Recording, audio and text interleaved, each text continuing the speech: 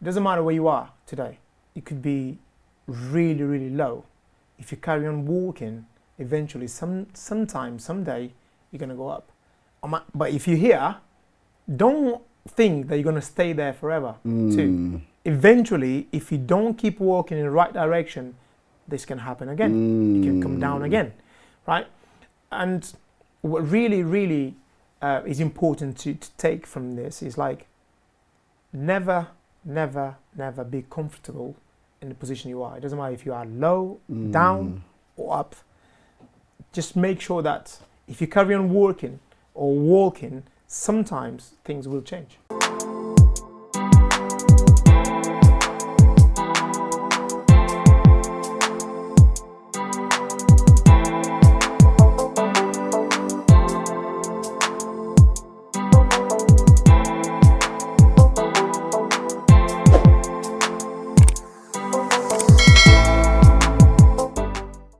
Welcome to another episode of the Need to Succeed podcast. As you all know by now, this is a podcast designed to show you how two people with an identical situation, one person decides to give up on life, or because of what's happened, they can no longer keep going.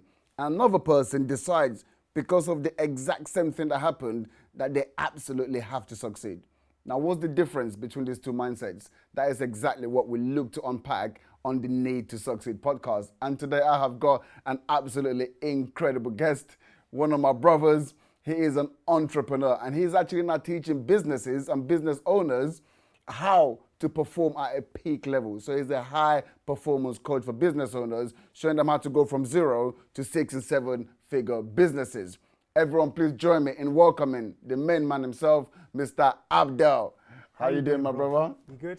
Absolutely fantastic, man. It's great to have you here. Look at that smile, man. Thank you very much for having me, man. No, man, thank you. Thank you. I've been looking forward to this one, and it's going to be an incredible episode. How are you feeling? Well, I'm feeling really good, actually. Yeah, it took us a few days to actually, put this together because I was in Portugal when you reached out to me. And here I am, man, to have this conversation. I'm really enjoying your 7 weeks holiday. That's it. I was like, this is not holiday, right? 7 weeks. I was like, you've moved to Portugal. You sure you're coming back? That's the thing about being an entrepreneur in the way we do it these days. So as long as you have, internet and laptop, it doesn't matter where you are in the world. But to say to people, sometimes that's a cliche. People say that and they think, oh, that's something really good that I want to do. But you become that. I mean, it takes some steps to get there, but yeah, I'm really glad now I can live that life. Brilliant stuff. Like, honestly, I'm genuinely honored and privileged. Like, some of the people I've been able to get on here is such a massive honor. And yourself, I'm really, really excited for this conversation because I'm sure it's going to give huge value, to everyone watching today. It's my honor. It's my pleasure to be here, man. Yeah, brilliant. Now, look, we have got a tradition on the podcast, and the very, very first question is called the Need to Succeed podcast, right? So I've got to ask you, like, what does success actually mean to you? Right, that is a question. It's a great question, actually. That is a great question. So what happens is many people do ask me about stuff like, what is success for you and all that kind of stuff. And I believe I'm a very successful person. And the reason being is because I do what I love and I love what I do. So for me, success is doing what you love and loving what you do. The reason why I say this is because for many years, I did things that I wasn't actually very happy to do. So, and I believe that success is something subjective. Every single one person has their own thing or their own way of seeing success. And for me, if I do what I love and I love what I do, I'm successful. So yeah, I'm living that at the moment. That's brilliant. It's such a great answer as well. And I love asking that question because there's a lot of similarities in the answers, but also they're uniquely different as well. In a lot of times of how people view success, but you have to be content. You have to be happy, like you said, doing what you love doing. Because if you're waking up every single day, doing something that doesn't fulfill you, that doesn't make you happy, it doesn't really matter how much money is in the bank, right? Like how can that be successful? Yeah, I mean that's one of the things that when people say, oh, money really can't buy happiness, and money do help towards you being happier. But yeah, money cannot buy happiness in a sense. You can't go to a happiness shop with the money and say, listen, can I have 10 bags of happiness today. You can't really do that. So, Yeah. and happiness, I believe that it's a inner job. It's something that we have to do inside. Yeah. And it doesn't mean, for me, like I said, I see myself as a very successful person. That doesn't mean I'm happy every single day. Doesn't mean what I do in every single day is very simple and easier and it's going to be all fun. It doesn't mean that. What it means though is like whenever I face some challenges, it's easier for me to deal with them because I'm doing something I love.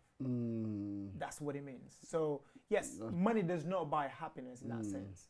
Money do help, but what if I know many people that have too much money, they're not happy. I know people, and you'll know people because we came from the same background, that has no money and they're very happy as well. Big grins, big Do you know what I mean? smiles, life is good. It's all about context. I heard Tony Robbins said one time he spoke about a story about when he was on a plane, right? And what was the word that he was talking about? He was talking about expectations, right? And how it can actually make you happy and unhappy. Yeah. So you speak about this person that's very, very poor, that's going through life, but they're just happy because that's what they're accustomed to, right? And he was on a plane, and you could never get internet on the plane back in those days, right? And this was literally the first time. People did not expect it when they came onto the plane. And they made an announcement, for the first time ever, on this flight, we're gonna have internet. It was like, yeah, this is amazing, right? So the internet comes on, they take off, they're in the air, 45 minutes later, internet goes off, and people are kicking off. What the hell is this? This is shocking. This is a disgrace. You've Like, never hang had it on, bro. before. You've never had internet on a plane until 45 minutes ago. And now you've got these expectations, and now it's making you feel bad. It's making you feel sad, right? And it's just great. It's all about the expectations. So, but there's a couple of things I really love that you said. First of all, expectations. Success doesn't mean you're happy every single day.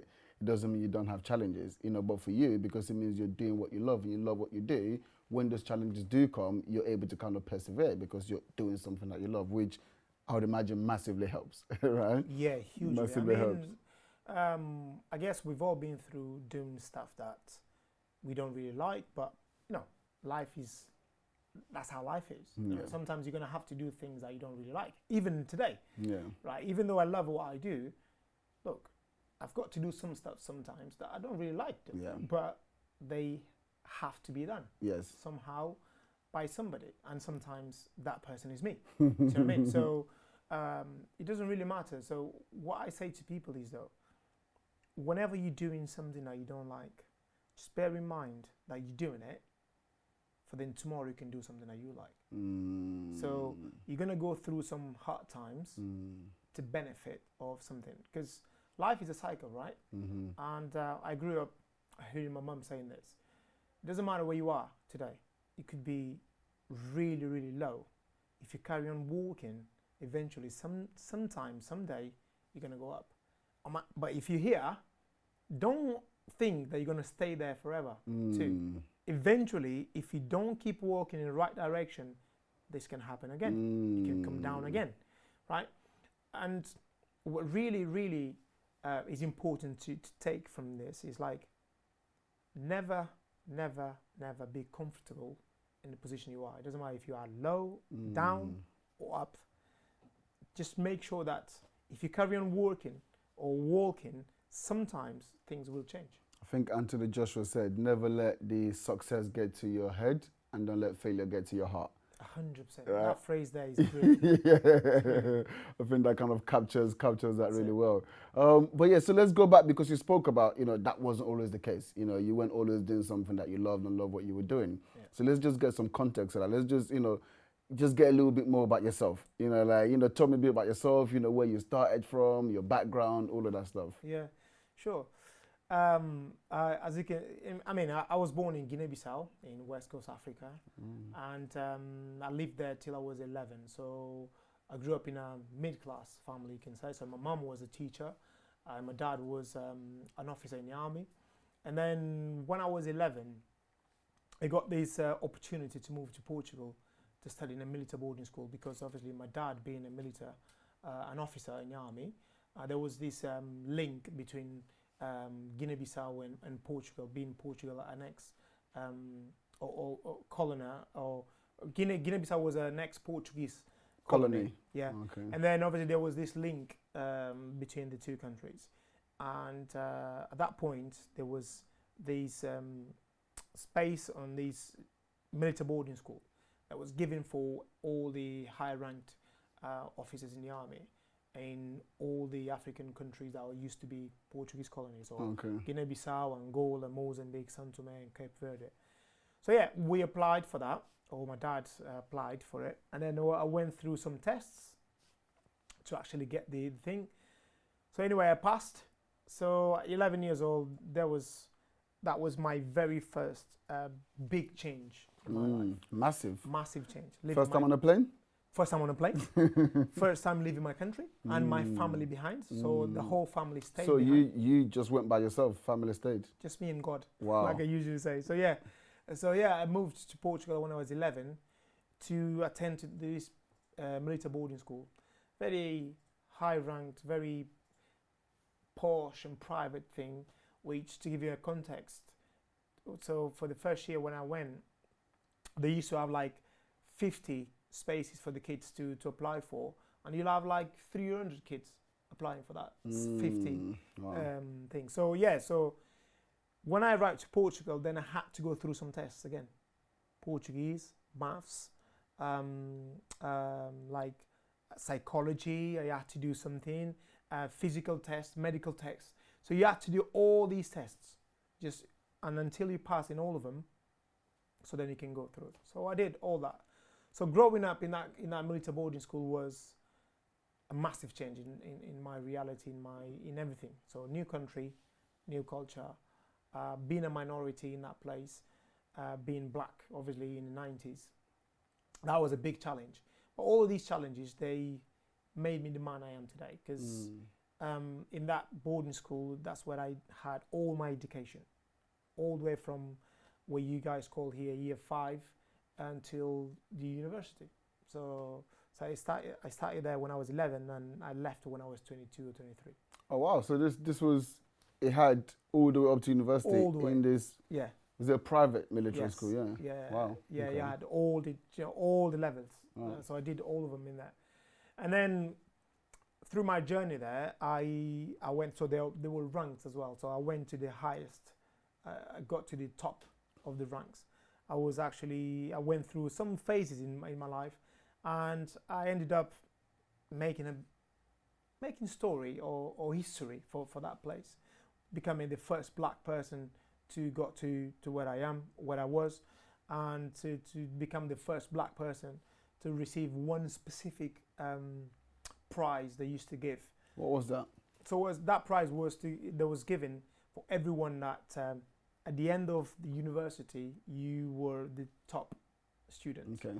So is it like a first, like a distinction? Sort yeah, of thing yeah. Like that, yeah. But it's more than that. It's more than just the distinction, like a first. It was like in that boarding school to become a sort of like a great student. You'd have to be really good at sports as well as. So it's your physical as well as your brain. Okay, mental. Okay. Yeah.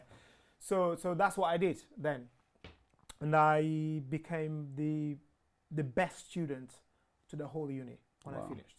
It wasn't just to my course, but to the whole thing. So that set a different thing together. But the reason why I did that is because growing up in that same military boarding school, many people told me that I wouldn't be able to do it.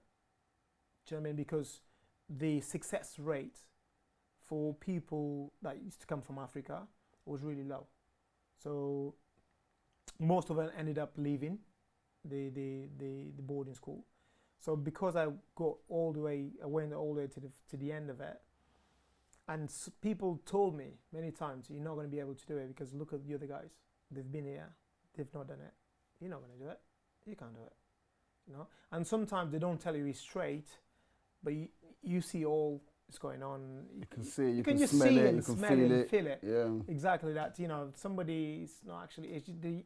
They were just waiting for the time you're going to actually leave, because you won't be able to succeed in that. So what was from your experience, first of all, I'll ask two questions.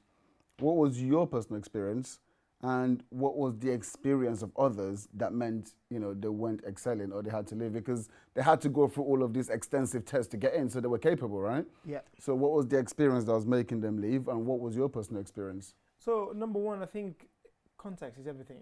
That boarding school was really hard. We can't address it in a different ways. It was really hard, but I think In what way? What, in just challenging educationally? educationally. Okay. Educationally, it was really difficult. Yeah, it was high. Everyone was Very, at a high level. Very, Okay. very. Not everyone, Yeah. but it was. Expectations. That's it. Yeah. Yeah, they would expect you to be really good. So Excellent. from that boarding school, for example, you'll have great leaders of the country. You'll have prime ministers coming from there. Okay. You'll have big generals in the army. Is that like an Eton? Yeah.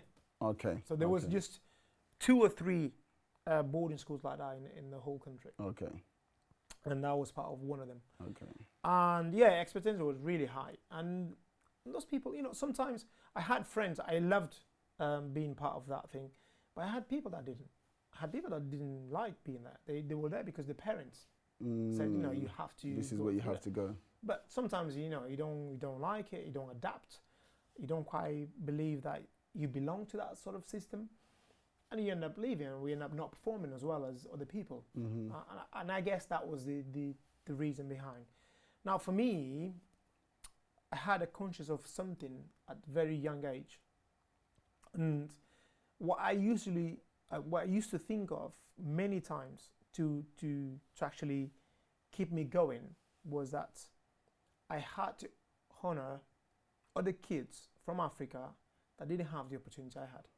Because from very young age, I had this sense that, there will be other people coming from the same country as I came from, 10 times more intelligent than me, but that would never get the opportunity to be there. So I had to do something for me and for them. Because at the end of the day, where did that come from? I was 13. Yeah. 12 or Where 13. where did that come from? Because that's a young age. Yeah. To kind of carry that and to be, aware of that is quite I mean, I think that came from my mum. My mum always said to us, like, look, you have to understand that we live in a society and not everyone has the same opportunity. So whenever you've been given something, make sure you look after it, because some kids could have that and they would look after it better than you do. And every time we had a meal, we had to understand that there will be people that could not afford that meal. So make sure you give value to that. Make sure you eat your food. You know what I mean? So I think that came from that. It came from my mum always telling us that you have to be responsible for the things you've got. You have to be grateful for what you've got, because many people don't have what you have, right? So I think from very young age, I had that sense that I needed to do something different. And I remember very clearly, 12, 13 years old, saying to myself, look, I've got to do well in here, because the opportunity I got from, whatever, to be here, I cannot just waste it. 'Cause there will be other children in my position that wouldn't waste this opportunity. So that kept me going every single year. Every single year, you just need to do a little bit more every single year. It was difficult, of course it was, but it made me the man I am today. Because there you have to go through a lot.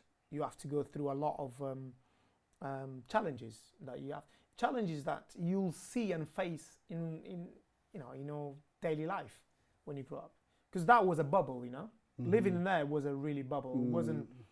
I was privileged to live there and to be there compared to other children that go to like public school in Portugal then. So, but that bubble could be good or could be bad. Because when you live in a bubble, sometimes it's not a good thing. Do you know what I mean? Because when you come out to the real life, things change. It's going to be different. Right? And that was always the constant battle. Because when I used to, because that was a military boarding school, but we used to go out just on the weekends. When I used to go out on weekends, see my friends and that, I could see the difference. I wasn't better than them. They weren't better than me. But we had just two different realities, two different worlds.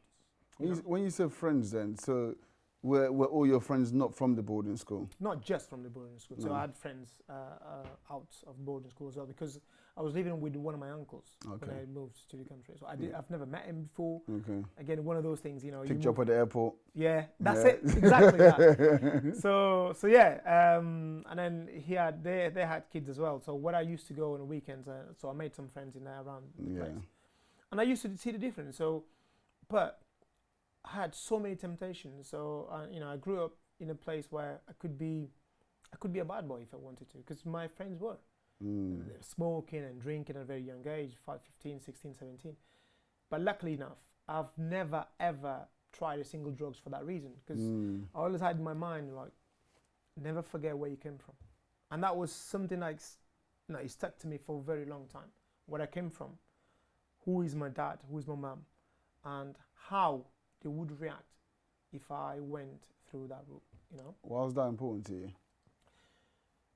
Because of the values, because of the values that I brought from, being a very young age, and the values my mom and my dad are always, they spread in our house. That was very important to me. It was very important not to disappoint them, and it was very important to me to become somebody they would be proud of, in the first week.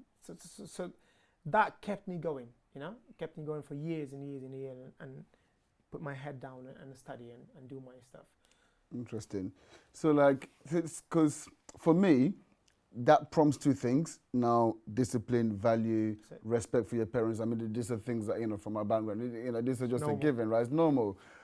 There's also another side to that, which a lot of times, from our culture, we tend to do things because our parents, want us to do things, right? So through that process, was it more a respect thing, or was it something that you actually felt like, I want to do this to myself, or was it just more for, well, I can't let them down? Yeah, I think it was a mix between the two, right? Because at some point, I was living there at the end of the day, right? I wasn't just, because, as a kid, and mainly as a teenager, we go through phases where we get to know our own bodies and all stuff like that. And when a teenager misbehave, it's usually an emotional thing, right? And don't forget this, I was emotionally disconnected with my family as well, right? And growing up, in a boarding school where it was just men, just boys. So it was a boys' boarding school. So meaning that you have to man up. So you don't become emotional. Yeah. I remember being very young and going to speaking to my mom on the phone, right? Crying my eyes out. And as soon as I put the phone down, I had to clear my, make sure that I go back to my focus and being a man, you know what I mean? And just recently, I understood that wasn't a good thing for me. So not growing up without being emotional is not a good thing for the boy, Although the society wants to bring the idea that a man don't cry, men do cry. Do you know what I'm saying? So, and it doesn't make you weaker because you are crying. No. Do you know what I'm saying? Yeah. But for me, I think during those years, I learned many lessons, and one of them was that I had to learn how to live without my parents, without my family, and that makes you either stronger or weaker. So you've got to go either one side or the other way. Would you say like this were formative years for you? I would imagine so at the age of 11, leaving home, going through your teenage years without, because that's really when, being a teenager, boy, that's when you need that discipline. That's when you need that strong hand, right? To kind of, I guess being in a military school, that probably helped anyway. Yeah, because the discipline and the values and that's there and being strict and all that kind of stuff. Yeah, we had loads of that in that. Obviously. What was it like growing up in an, I'm guessing, elite, from the sounds of it, if we're talking eating, this is like the elite, right? It was bad. Being a black man in an elite, I'm guessing all white people. That's it. Yeah, in the 90s, like 11, you've been around a whole bunch of black people, and then you get put into this environment. Like, what was that like? Yeah, well, that's a good question. It was different. I mean, I'll give you an example or context. So there was probably, I would say, in that boarding school, about 300 students, pupils, about 300. I think out of those, the black people were probably 20. Wow. Right, so a very small. Less than group. 10%. Do you know what I mean? Yeah. Very small. And everything was a reason to pick on us, in a way. So and I'm, in a way, I'm glad it did. Do you know what I mean? Because that made me very strong. Do you know what I'm saying? So I've never lived with that victim mentality, and I could have if I wanted to, right? 100%. But not everyone, obviously, not everyone in that place was bad. Everyone were really bad for us or anything like that. But in the 90s, you're black anyway, different. Plus, the simple fact that my dad had a higher rank than their dads, that was a problem. That's got nothing to do with me, as you can imagine, right?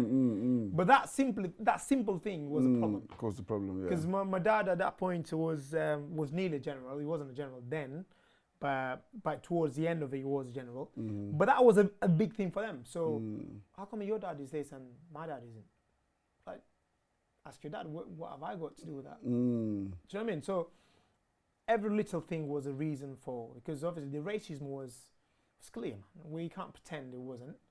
Are we talking teachers? Are we talking students? Or yeah, you'd see that in both. You'd see that in both. But they won't say it clearly in your face. Some do, and some. I had teachers that clearly didn't like me. The 90s, I would imagine it was just yeah, that was just standard, didn't it? Yeah. So I had that, but also I had great teachers. I had people that looked at me and said, "Look, you're going to become something, and I believe in you, and do this and do that," which is very, very good for us.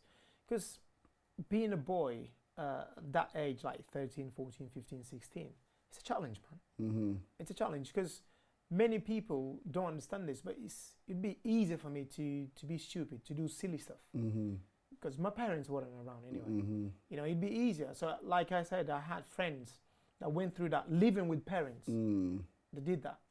I've never done that because I think I was afraid in a way to fail, right? Now that we're talking about it, it was fear of failure. I didn't want to fail. So I wanted to go all the way through and become the best I could. And so I did. And then I graduated as a mechanical engineer at the time. I don't do anything like that today. And the reason being, again, is because mechanical engineering was seen as the hardest thing to do in there, and subconsciously I did that to prove I'm gonna do it. Yeah, and then because today I don't do anything like that. I don't really like it, to be fair. But I think at that point was to prove a point. I'm gonna prove you that I'm good enough, or I'm as good, if not better than my peers. Who are you trying to prove that point to? To the people that used to say to me that I wasn't, the teachers or this like your peers? Teachers and the peers, the environment really tells you that you're not going to be much. Yeah, because look at the other ones. They've been here, they've tried, they've never got to uni. So it's not going to happen for you really. And I always try to prove them wrong, and just say, just look for me. Just look at what I'm going to do then. Because until my year 11, I was just a normal student. But uni was a different game for me. That's why I became then the best student of the whole uni. What changed? That changed mindsets. That's if I want to stand out, I'm going to become the best. If I want to stand out, I'm going to have to do something that nobody has seen me doing up until today. Okay. What would have changed? Because you'd been here since you were 11. You'd been through that system. You'd had all of these, these doubts and this, you're not going to do it. You've gone through, the earlier parts of secondary school. Do you guys have college in Portugal as well? Yeah. That's 16 to 18. Yeah, you've gone through that as well. All of them. What triggered you to say, okay, now let's really get shit going? Like, what happened? That's a great question because during years I couldn't understand what actually happened what made me change so much, from the secondary school to actually uni, becoming the student I was. And I believe that I was close to understand what is it I wanted to become in the future as a professional or whatever. So I thought, up until here was school, it was fine. But from here, from now on, I'm going to decide what my future is going to look like. So things will have to change. Yes, I know I want to prove these guys that I can do it, but also for myself.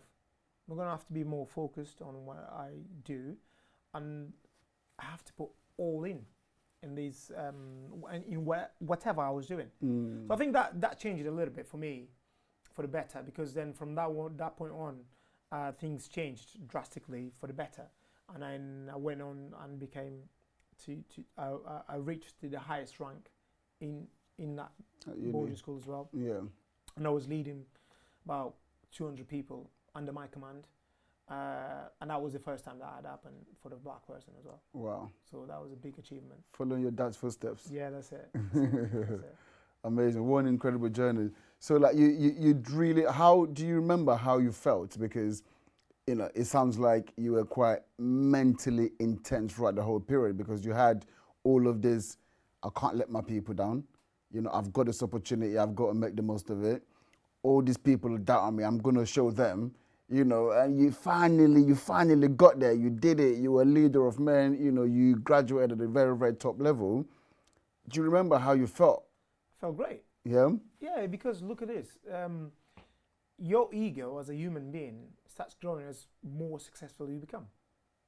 And sometimes that could be good or bad, but I'm just saying that's what I was. Yeah. Do you know what I mean? I felt good because I remember the last 3 years in that boarding school, I was very, very, very respected. Okay. Very respected by the whole institution. Do you know what I mean? So you'd won their respect. By this point, there was no doubt. Yes. Do you know what I mean? The question is, when I got to that stage, there was nothing else they could actually think and say, because I proved them how good I could be. So I earned their respect, and then eventually everyone would just talk about me. Now it's funny that when I left that boarding school, for 5 years straight, in the boarding school, people were still talking about me. They say, look, when Adbel was here, thing was different. Thing was this in that way. In a way, which made me feel good, obviously, and but more than that, it made me proud of the person I became. Because oftentimes when we come into this environment, the Western world, it's like you almost have to carry your whole nation, your whole races. You know, you are a representation. That's it. Right? That's it. 100%. And I was, to be fair. I was in a way. So and that's why from a very young age, I had this in mind. I was representing not just myself, but the whole people I left behind that could be 10 times more intelligent than me, but I would never have the opportunity I had. That alone helped massively, going through putting your head down and accepting some stuff that you don't want to, and doing some stuff that you don't want to, but with a view in mind that one day things will become different, and it was for me. It was for me gladly. So then when I left there, I started working as an engineer in a company in Portugal then. So I had my 4 to 5 years of as a professional. Corporate world. Yeah. And then I Suits moved. and ties? Yeah. No, when I started, no, because as an engineer, I was working in production. So I was responsible for the whole production of a company. Okay. But then I moved to Mercedes-Benz, which it was a childhood sort of dream, If you're African, yeah. Mercedes-Benz, come on. Man, I was a kid. Come on. I remember being a kid with my brother. Yeah, with my older brother, very young, in Guinea Bissau back home, sat in our house, just looking at the cars pass and then counting them and checking the brands and that. Do you know what I mean? So yeah, Mercedes was always my favorite when I was then as a kid. So then I had the opportunity to work for Mercedes-Benz in sales. That's when things started changing for me. So I was very technical, engineering, right, and managing people in the whole department and all that. But I had a dream in mind, and my dream was this was very this now I look back, it's very stupid, but my dream was to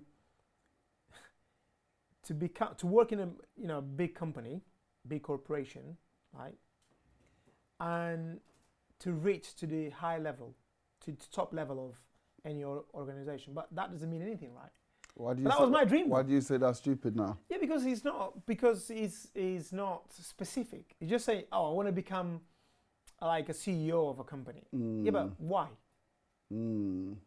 But the reason is because that's what you look for those people you think they are much better than you, they're different, and you inspire to become one of those. What is the structure, right? You know, you've been through school, engineering, I go over here, and That's then I it. graduate, I come this, and then this is just the next Level. This is what they lay out for you. That's it. Yeah. So that's what I thought.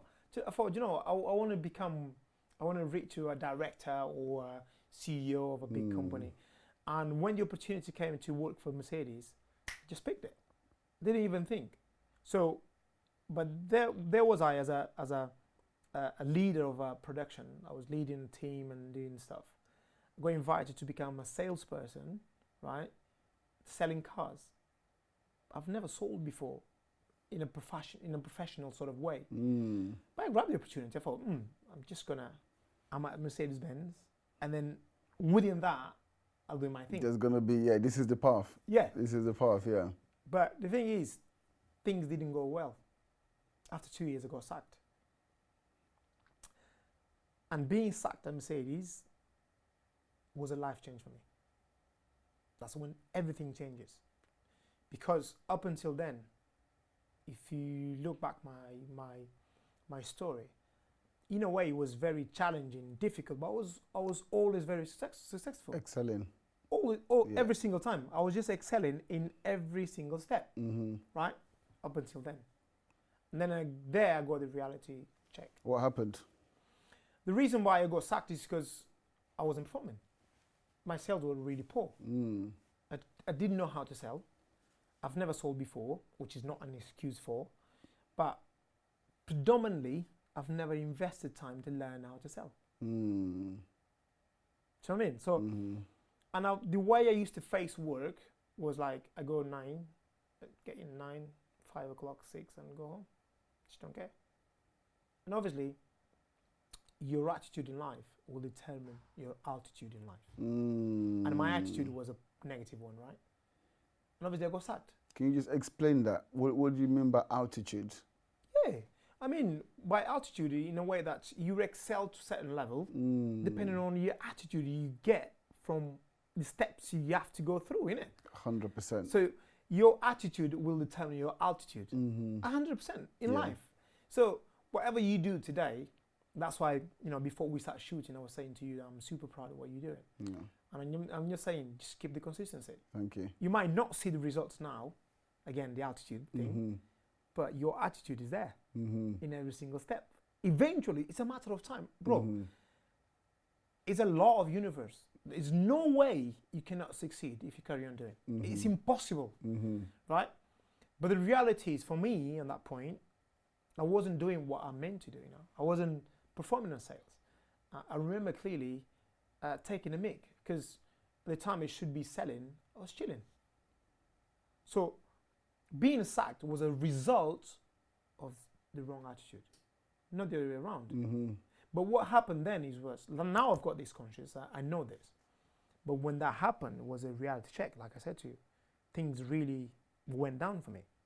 Because at that point, and again, being as African, as you can imagine, at that point, my 2 younger brothers, they were living in Portugal, in a military sort of different place, but in a military academy. Same process. Yeah, same process.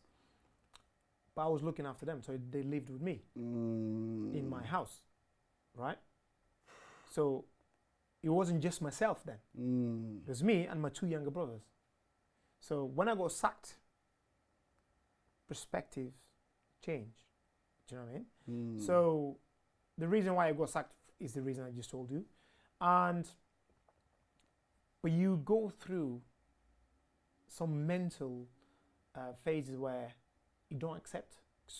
Look, people don't really talk about being sacked openly.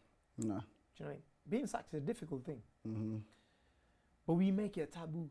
so we don't really talk. Mm-hmm. If if somebody is sacked from a job, usually they keep it as a secret, don't It's they? embarrassing. Yeah, it's embarrassing. Yeah, because the society makes us feel that Mm-hmm. you're not good enough. Not good enough. You That's failed. why exactly, right? And that's how I felt. And to be fair, I think I went through some depression at that point because we don't have the knowledge, we don't know what depression is. Depression is not just when you're actually at home in the dark and you don't do anything, but there's many different ways and phases of depression. And I've got depressed. Energy, the level of excitement drops, you're not really excited about life. And I was scared. Scared, I was scared because I didn't know what to do now with my brothers. Do you know what I mean? I was scared. So I was probably 20 something. But I failed there. And I usually say that was the universe testing me. So like, you failed here, what are you going to do now? What are you going to do now? So when I knew I was going to be sacked and I had to be there for 30 days or whatever, that's why I decided, you know what, I don't want to live in Portugal anymore. I'm really pissed off with this. I don't want to live here. And besides, I still had that dream in mind of, international exposure, becoming the corporate ladder. Yeah. So what I said was, you know what, I'd like to be in a company that is international. I'd like to have an international exposure, really, an international career. So yeah, my mum was living in London back then. And I said, you know what, I'm going to move to the UK. So what did I do then? I didn't just move here and then start looking for jobs. What I did was, whilst I was there in Portugal and I had to be there for like a month or two, I'm going to start applying for jobs in the UK. And that's what I did. So from there, I was applying for jobs here. Obviously, I put my mum's address in my CV. Applications, yeah. And then I had a friend that was living in Leeds, put his address as well for when I applied for jobs. Up there. Up there, yeah. So that's what I did. And eventually, I got invited to come for an interview. Catch the plane, come to the UK, job interview, and then go back. Did that 2 or 3 times, right? And eventually, the last stage of it, the company... Also, this was 2 or 3 times of different stages of the same interview? Yes. Okay. Right? Yeah. So then the last stage of it, the owner of the company, that he was with him, he goes to me, okay, so you start on Monday. And I thought, shit, I don't really start on Monday. I don't live here, right? And I thought, shall I tell him or shall I not? Do you know? I said, you know what? I'm going to have to tell him because I have no other way. I can't really start on Monday. And this was Thursday, right? So I said to him, I said, look, I'm going to be very honest with you. Like, the address you saw on my CV, the application thing, I don't really live here. I live in Portugal. I bet they thought you were an illegal immigrant when you said that. No, because UK was part of the EU, so it wasn't like that. So I said, before you said Portugal. Yeah. Oh, yeah. Then I said to them, look, I don't really live here. I live in Portugal. And the guy went quiet for a second, and I thought, shit, I shouldn't have done it. I've blown it. Said it. Yeah, it's gone. He goes to me, look, number one, I'm really... I'm really glad that you said that. And I really appreciate your effort. I've never had anyone applying for jobs here, living in a different country. So that alone shows me that you really want it. So do me a favor, you go back to Portugal, pack your things, and you start any Monday you want. Wow. Any Monday, you choose. It can take you a week, 2 weeks, a month, 2 months, it doesn't matter. Any Monday, just present yourself here. Incredible. How did you, because I'm getting the chills myself now, right? That was how did you different feel? Things. I couldn't believe it. When I actually left the place, I was shaking. And I think, wow, this is a big opportunity for me. What was the job? Sales, again. Yeah. Look how the universe really puts things into you, right? Sales, automotive industry, car business. But now I'm talking really high end. So there's a company called Khan Design. I don't know if you know Khan or Everfinch. So it's a company that works with like high end cars. And what we used to do like is customizing the cars. Body kits, wheels for Range Rovers, Ferraris, Lamborghinis, Bentleys, you name it. Luxury. Bugattis, Yeah. luxury. So yeah, and so I went back to Portugal, packed my stuff, and told my brothers, look, you're gonna stay here. I'm gonna carry on paying rent. But I'm gonna go. So I did. So I moved to the UK, and then I started working in North. That's why I live in Leeds, because their head office was in Bradford. Okay. Okay. Just 20 minutes outside. Yeah, just Yeah. Bradford and Leeds is just 10 minutes away from Yeah. the main thing. So yeah, I moved to there. So within that company, the first 6 months, I was going to get sacked again. Because obviously I wasn't performing in sales, right? So I didn't even know what I was doing in that company. So, and again, new country, new culture, new language. Bro, my English is still bad, but it was 10 times worse back then. Do you know what I mean? Yeah. New country, new language, new culture. And plus, I didn't have the chances where, you know, as an immigrant, you move to a country, you find any job just to pay the bills. You learn the language, and then eventually you apply for what you wanted. Like a low skill kind of job that they don't really care too much about. As long as you can get some money, Yeah, right? yeah. And then eventually you learn the language, and eventually, you know, you apply for something that is your dream or you want to do. Yeah. I didn't have that chance. Straight in with Ferraris and Lambos. Straight into our office where I Yeah. need to pick up the phone and talk to people in English, man. Bro, I couldn't speak English. You know, what this guy saw in me, I couldn't understand what it was. You know, What do you think it was? I think it was the discipline, determination, the fact that I applied for a job in a different country, different language. Hunger, right? I think it was. And plus, they wanted to get into Brazil, which is a Portuguese-speaking market. So they wanted me. And because I spoke Portuguese, French, and Spanish, I think that's one thing they thought, we might need these. There's something here. Yeah, the language thing, we might need these language skills. So yeah, got there. But then the first 6 months, I was selling nothing, man. Then I started realizing something. These people in this office, I was the only black guy again. Same at Mercedes, same in this company. Although the company was owned by, so Adbel is a Pakistani. I was going to say, you said born, Khan. yeah, Yeah. born, but he was born here, but he's the first generation. First generation, yeah. Pakistan, from Pakistan. So yeah, the only black guy doing the job. All my colleagues there, my peers in the office, they were selling and excelling in sales. Then I started realizing something. Things changed with the book. There was one book that really changed my life, and that's Think and Grow Rich by Napoleon Hill. It really changed my life. Because that book, what it gave me is a different perspective. It showed me that with a dream, I can have my dream and I can reach to anything I want, because I could become any person I wanted to become. I could be anyone I wanted to be, as long as I set with certain rules and discipline and do something differently to other people. That was it. That was the main message I got from that book, firstly, the first time I read it. I read that book like in 2 days or 3. It really blew my mind. The possibilities. Because I didn't know I was capable, not capable, I didn't know that I could become whatever I wanted to become. I thought I had to just follow the path of everyone else in the society, right? Go to school and find a job and do you know what I mean?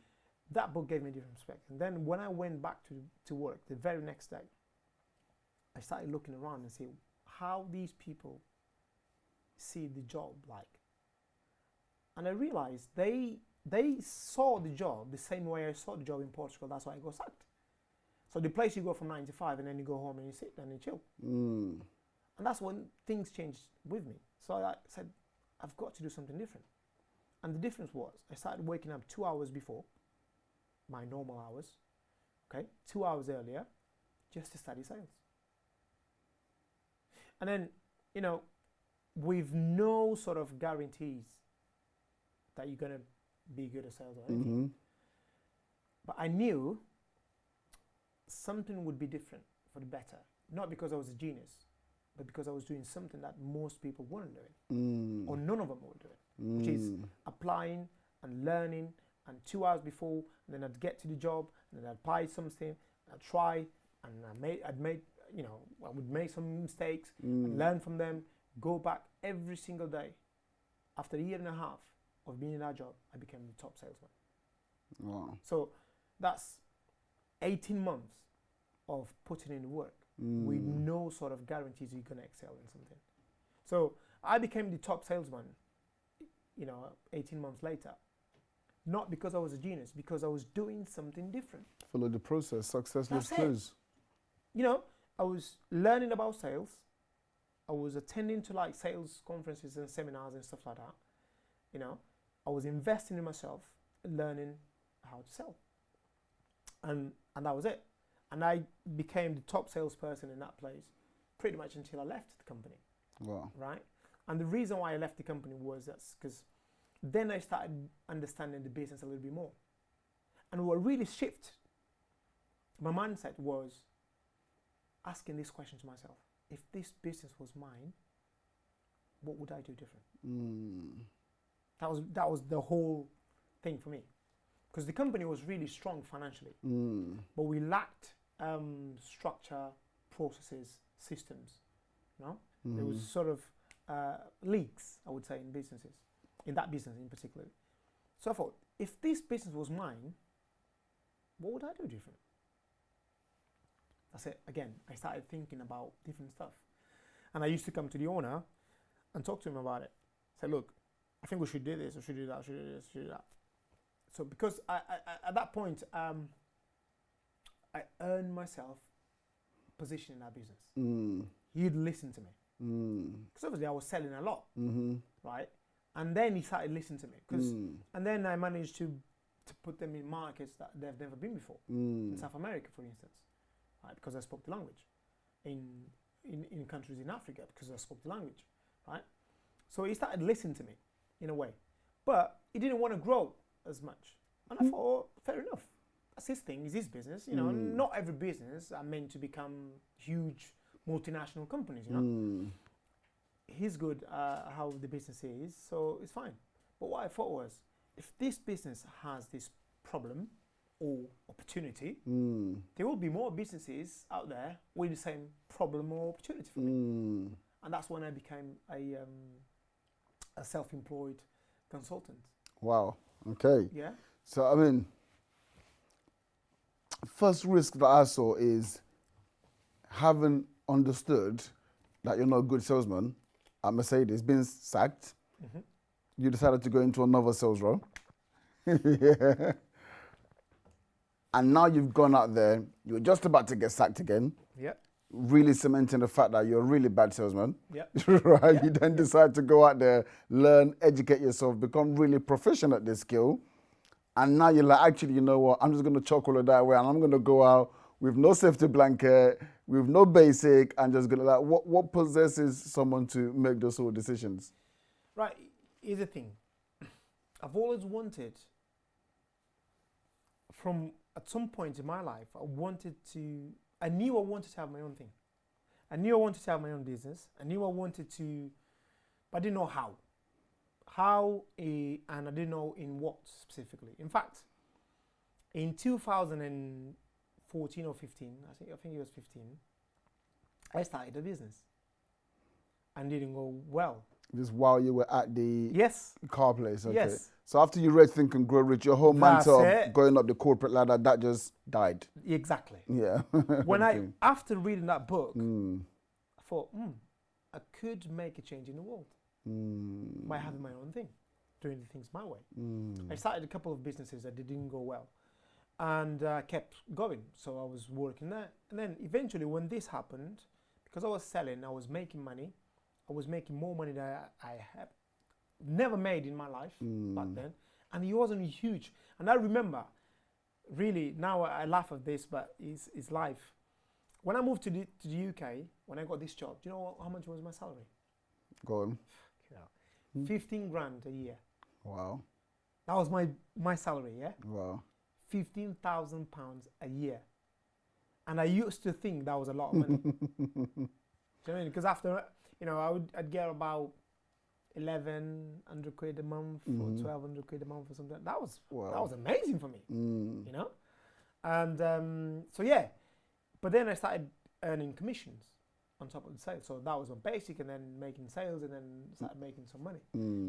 Eventually, I was making money. So I got to the point where I had months that got paid 6 and 7 grand in 1 month, right? That was a big thing for me. Obviously, I'd never in my life had, I'd reached that level. Paycheck, Do you know what I mean? 6, 7 grand. But then I started realizing something. If for these guys to pay me 5, 6, 7 grand, 8 grand. Yeah, so like I was saying, £6,000 a month, you know, that was, but what I thought was, if these guys are paying me 6, 7, 8,000 pounds a month, how much money am I bringing to the table? Think about it. It's a commission, right? So if I'm getting paid £6,000, I'm bringing huge money. When you start asking these questions, this is when an entrepreneur is born, right? These are all questions. That's it. That's what I said. That's when I made my shift. Because there's a shift. For you to become an entrepreneur, you have to shift your mindset from being employee mindset or employer mindset. Yes. Do you know what I mean? Absolutely. So when I start asking the question, if this company was mine, what would it do different? That shows a shift in mindset. Absolutely. Do you know what I mean? So Absolutely. now I want to think as an employer, not as an employee. You know what I mean? I want to take the whole thing to a different level. So that's when I started looking into these numbers. So if I'm bringing 60, 70, 80, 90, 100 grand a month to this company, obviously they're going to pay me 5, 6, 7 grand. Of course. But can I not make that money for myself? You know? So that's when I started, and I went to him, to Adbel, which I'm really grateful to him up until today, because obviously what he's done, he believed in me when nobody else did. But I'm really grateful. It was a tough times in there. We banged heads many times, me and Adbel. I still have a huge respect for him, because it takes a different sort of person to run the show or to run the business the way he was running.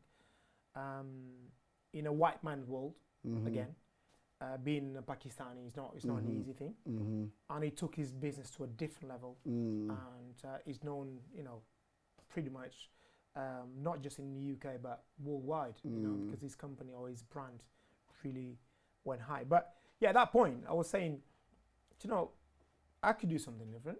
I could do so. All these things I'm saying to Adbel that we could apply, I'm saying to the business owner, other businesses would benefit from this advice. So that's when I started talking to other businesses and say, hey, but what I really wanted to do is working with, like, coming into business and understand where the leaks were and fix them. That's what I loved, about business. Engineer.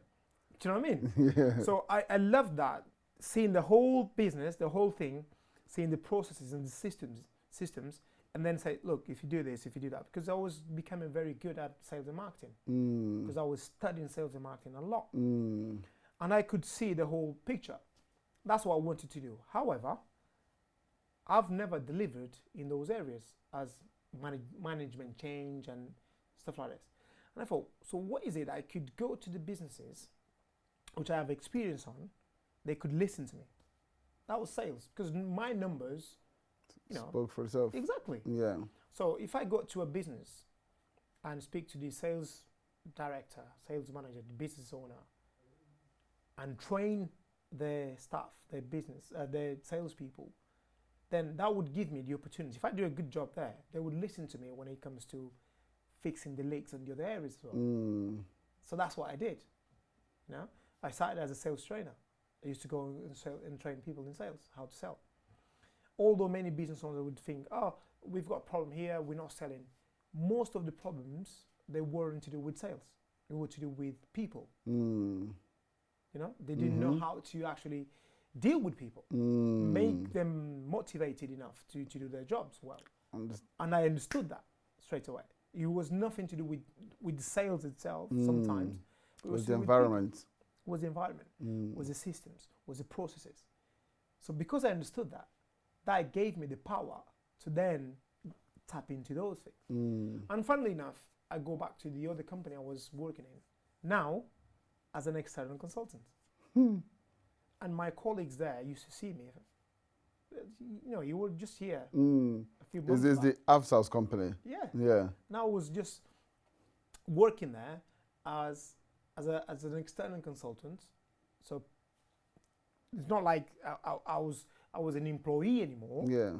You know, I was just delivering a service. That's brilliant. So you actually, you know, left amicably. You shook hands, said, look, I want to go and try something for myself, and that's brilliant. Not, I mean, look, you know, in this day, not a lot of employers would actually, you know, allow that transition to be as amicable as that. Yeah, but the problem is when you said allow that, that's the main thing. They don't have to allow. You don't have to ask permission for that. It's your life. You do. They're doing what is best for them by employing you. But you know what's best for you. So you don't have to ask for permission. You have to ask for support. Powerful. If you don't get support, by all means, just go and do it yourself. Absolutely. Right? And to be fair, as much as Adbel wanted me to stay there, he was always supportive in a way that, you know, by all means, go and try your thing. That's brilliant. Do you know what I mean? Yeah. But even though if he wasn't, I was going to go. Do it anyway. Do you know what I mean? Because it's Absolutely. my life. It's not his life. Absolutely.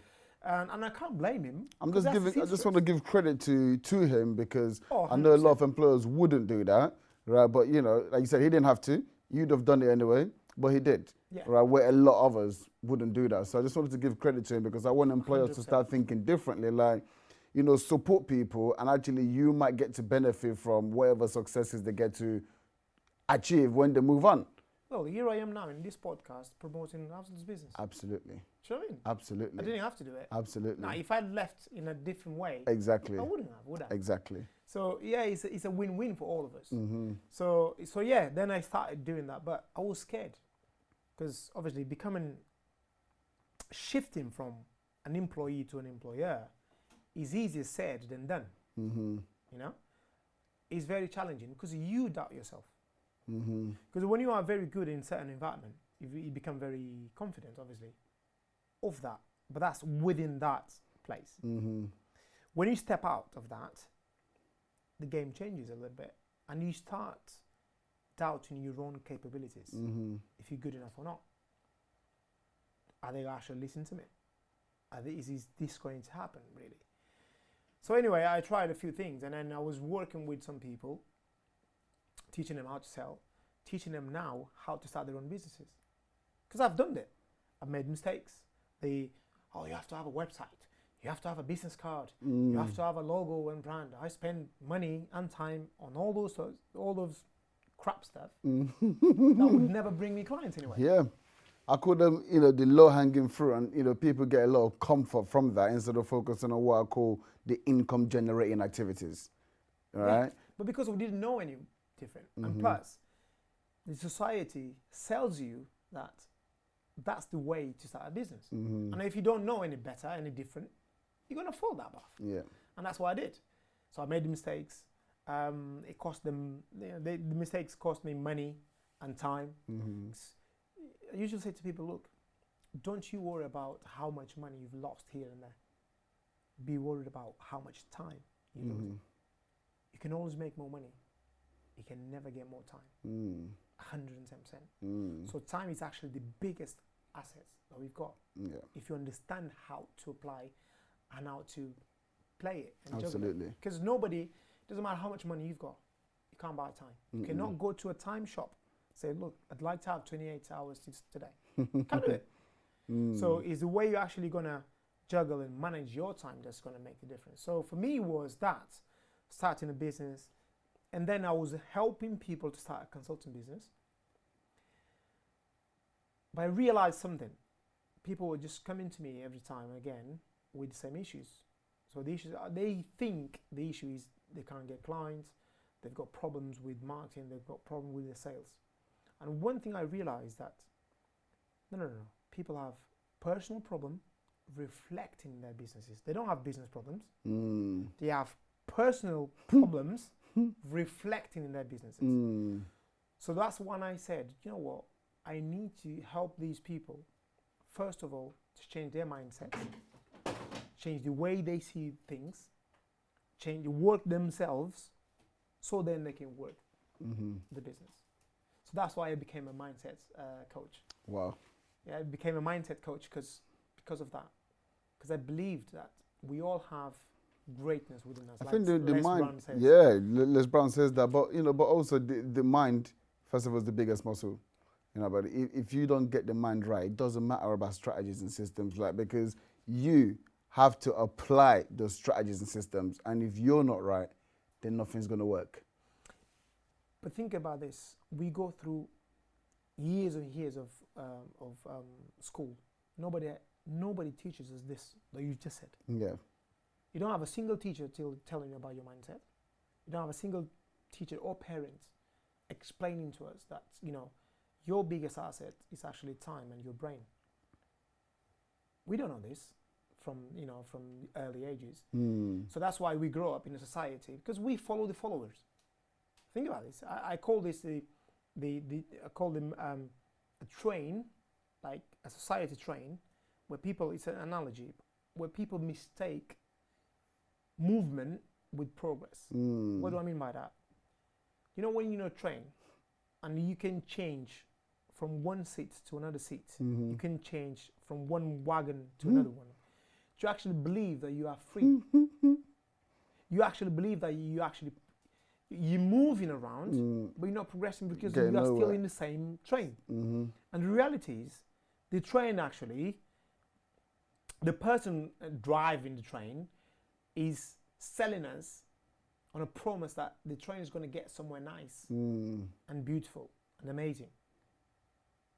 That's why most of us are afraid to step out of the train in the next station. But those that do, they actually see that the train is not going anywhere. The train is going in a circle. Do you know what I mean? So, but it's only a small percentage of people that step out of the train and say, you know what, I'm gonna, next station. This is too long now. Let me just jump out and just. I'm gonna jump out of the next station and do something different. When you jump out, you see that the train is not going anywhere, These mate. people are mad. They're just on the train going round and round. Exactly. I can't believe I was mad as well. Yeah. Yeah. So that's the society. Brilliant. Society tells us that you have to go to school, find a job, get married, buy a car, buy a house, and live and work, and then you die. This is the train. Then that's it. Do you know what I mean? Absolutely. Then Absolutely. you don't get to do anything different. Wow. So as soon as I jumped out, I started seeing things and the world in a different perspective. That was brilliant. Man. What a great analogy. And you've gone on now to said you're training people, business owners, how to actually start, scale, and grow their own 6-figure, 7-figure businesses, which is just absolutely incredible. Like what you've been able to do, for obviously yourself, your family, and what you're doing for your community was just absolutely inspiring. Thank you. Now, so look, we've got a tradition on the podcast. This is the final question. It's been an incredible journey. It's been an incredible journey from Guinea Bissau to Portugal, all the way to Bow in East London, in the studio today. Like today, with everything that you've achieved, obviously getting the joy from actually seeing other people start and grow their own businesses. What is your need to succeed today?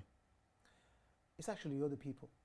My need to succeed is understanding that we cannot do anything or everything just by ourselves. It's like I was saying, Les Brown says it, we all have greatness within us. We just need to find it. So for me, I made it a mission to help, inspire, and transform people's lives. That alone changes everything. Because that alone gives me the fuel I need to wake up in the morning excited. Because at the end of the day, it's all about people. Because the way I see things is like, you've got potential and greatness within you that you probably don't even know. Now, if I help you to know that, we both going to benefit of a better place, a better world. Because at the end of the day, now I'm super proud of myself for the job I do, for the lives I've touched and I still touch, the people that send people that send me messages say, Adbel, you know, you've changed my life with your message. I've never met you, but I saw one of your content. I saw this video that you did. I saw this, or I attended to one of your courses, or did this mentorship with you. It changed my life. There's no money that can pay that. No money. And because of what I came from, I believe that we all have the potential to become whatever we want to become. And sometimes all we need is just guidance.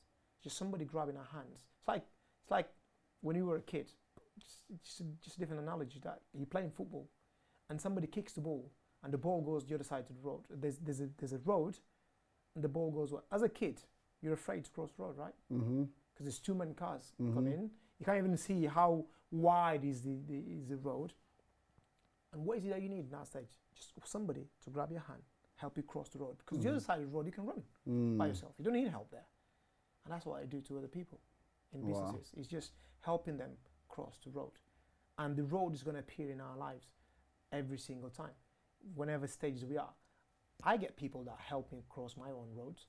So it's only fair if I help other people cross the roads as well. So that's my need to succeed. My need to succeed is to see other people succeeding, because I believe that together we go much further.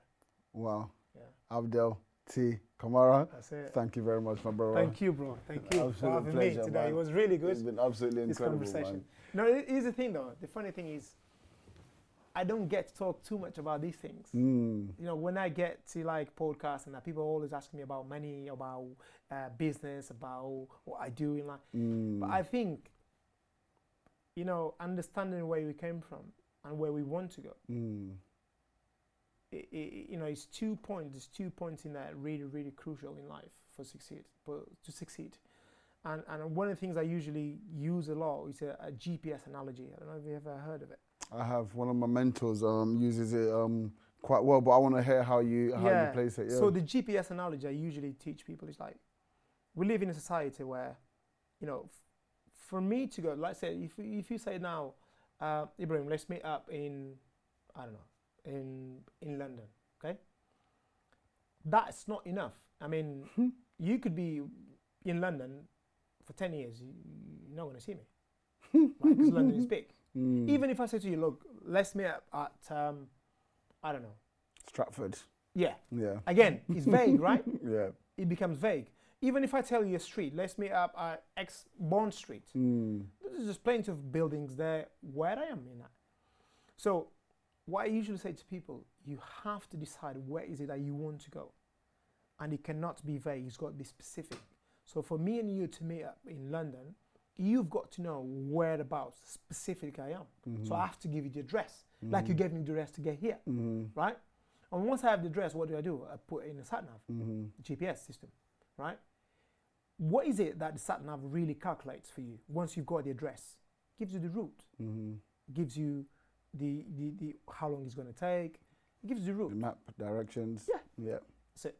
But there's one third step. So first step is you get specific where you're going to. You got a plan, which is that's the GPS and sat-nav gives you. But the third thing, you have to start from where you are. So if you don't start, the sat-nav will never say turn left or right. You have to start moving, right? So you start moving towards a destiny that you know where is it and is specific. Now, where we live in, the site we live in, most people are in movement, but they're not going anywhere. Like the train. Yeah. That's why they mistake movement with progress, because progress means there's a destiny or there's a goal.